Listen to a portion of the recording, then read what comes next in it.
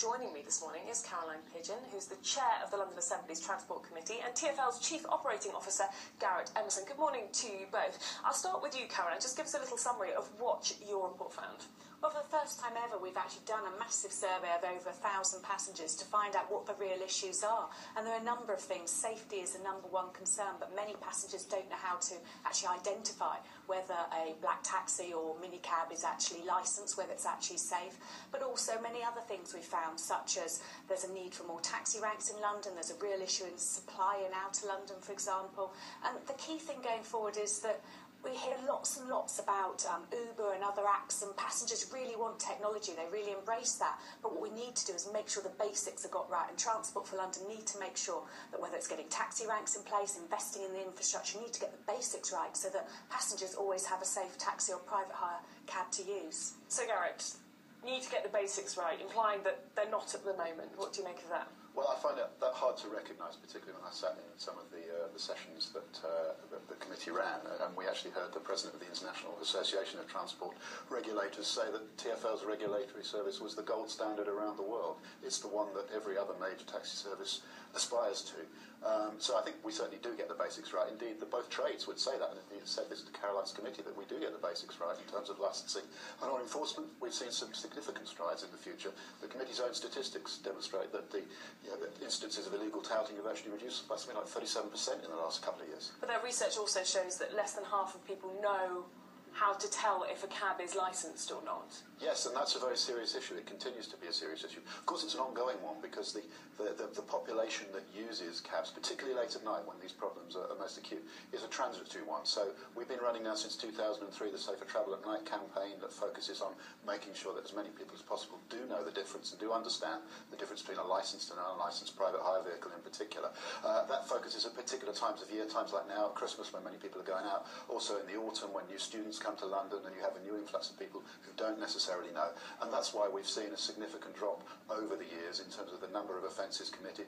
Just in the last couple of years, we've seen a 15% drop in sex offences, a 30% drop in rapes that we've seen in cabs. It's still too much, it's still too many, we've still got to focus on this.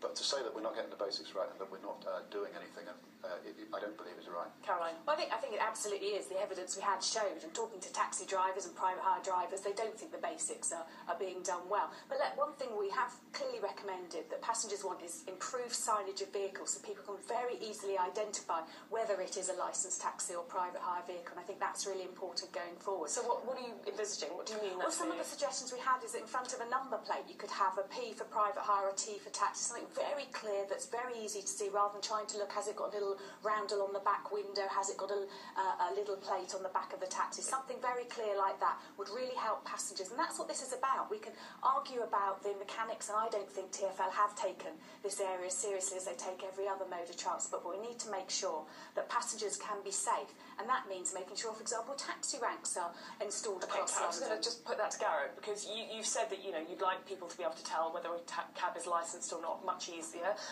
Is that the way of doing it? Clearer signage, a T, a P? Well, signage is an issue that we've been looking at very proactively with the trades. There are differing views. Some people think that actually you should have minimal markings on vehicles. Some think you should plaster them all over, and so on. And some of the suggestions that have been put forward, including the one that Caroline just referred to, actually would require changes in DVSA policy towards licensed number plates and things like that. We're working very proactively to find a solution that will satisfy all aspects of the trade, and more importantly, will do the best service to the public. And I think that's probably one thing we can agree on, is that licensing and regulation should be done for the benefit of the public. And one of the things we've seen over the last few years is consistently high customer satisfaction around taxi and private hire services. They're now comparable to some of the highest levels we see on other modes of public transport. So in that respect, I dispute as to whether we are treating taxis in some way differently. We're certainly seeing the same levels of customer satisfaction as we're seeing on the tube and on buses and on London Overground. So we're working very hard. There is always more to do, and we will always look at what the committee's recommendations are, and there are a number of them.